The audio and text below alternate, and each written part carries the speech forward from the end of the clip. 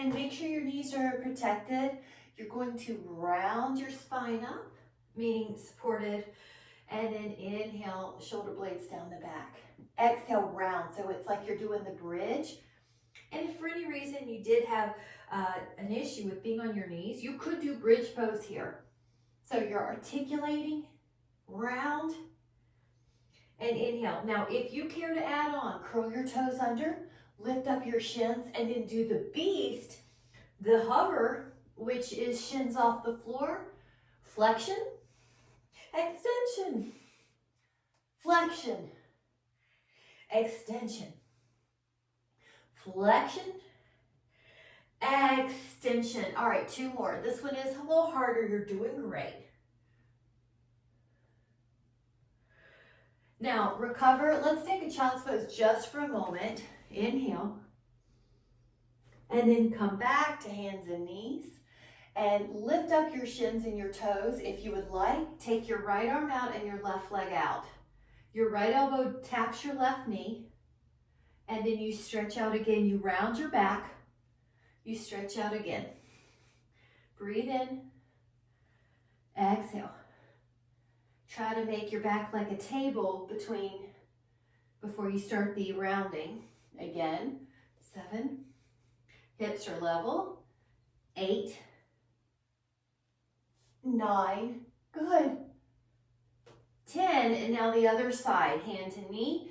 Left arm and right leg. And if you can, your shin and your toes are off the ground. That's going to make it harder. But if you need to modify, you can put those shins and toes down. Breathe in, stretch. 5, we're waking up the multifidus muscles. 6, which can sometimes shut off when we're in back pain, and we need those muscles to fire. 8, also the belly pulling in. 9, so it's working transverse and multifidus.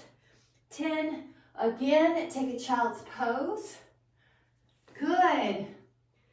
Please know you can do down dog, up dog as this next one, as articulation, or you can do cat-cow. So please listen to your body.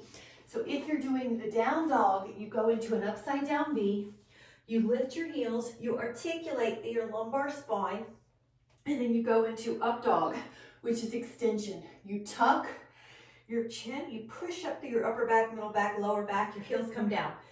Then you reverse it. Your heels go up, you push your lower back up, your middle back up, and then your upper back up, and then you're in extension.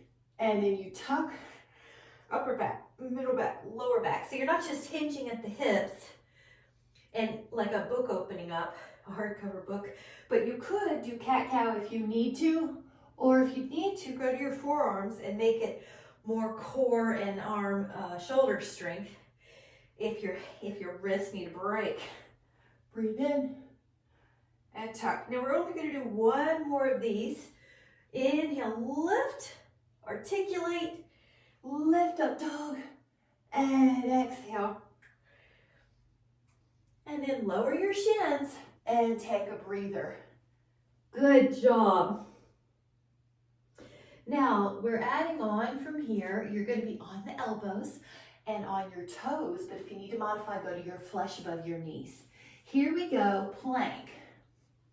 Now, if you care to add on, lift the right toes and point them to the wall behind you, and then lift the left toes and point them. So your hips don't lift. 3, your toes do. 4, everything stays the same. 5, but the foot lifts. 6, and points to the wall behind you. 7, 8, 9, 10. Now, turning to the side, this is tree pose. You could put your foot up, inner thigh or calf, not the knee, but inner thigh or calf, and then hold. All we're going to do is hold with that. The possibility is tree, but your backup plan, your modification, is that the feet are both long. The legs are long and the feet are on the floor. Yes, because you want to listen to what you need to do. Breathe fully. Now lower the hip. Remember, we're never going to lower the shoulder, we're always going to lower the hip. So the other side, if you're doing tree, I like to take it before I go up. Then the shoulder stability is our main cue. We leave it safe. 10, good.